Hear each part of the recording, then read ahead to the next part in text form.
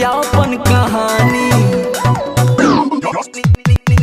प्यार बचपन के होई हमार इंटर में चली गई रानी।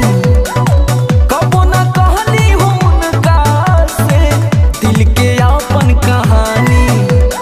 कोचिंग के बहरा करनी इंतजार मनवा मचल जाला के दीदार। कबो कैंटीन में कबो लाइब्रेरी में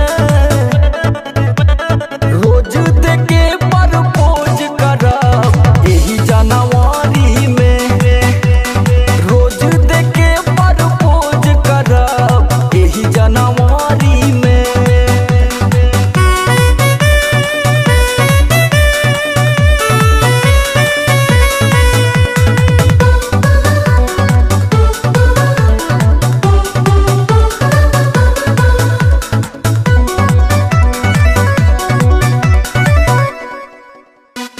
हिम्मत जुटौले बानी मन के मनौले बानी धीरे से उनके बताइब हो। प्यार करेनी हम तोह पे मरनी हम तोहरे बिना हम जी ना पाइब हो। हिम्मत जुटौले बानी मन के मनौले बानी धीरे से उनके बताइब हो। प्यार करेनी हम तोह पे मरनी हम तोहरे बिना हम जी ना पाइब हो।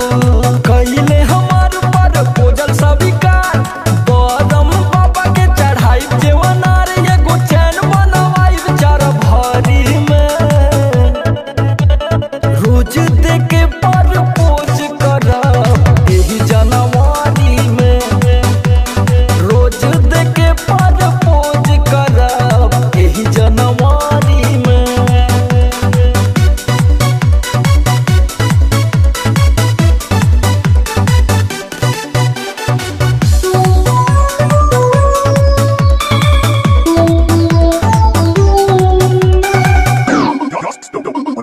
बिट्टू विद्यार्थी हो हम जाना तानी हो मनवा से हम ही पे मरेली।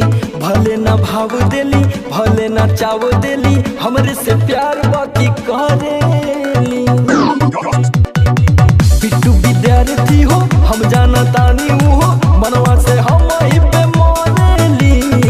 भले ना भाव देली भले ना चाव देली हमरे से प्यार बाकी करेली।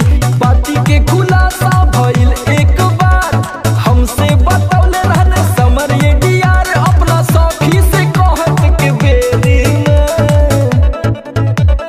रोज देके प्रपोज करब एही जनवरी में। रोज देके प्रपोज करब एही जनवरी में। I love you.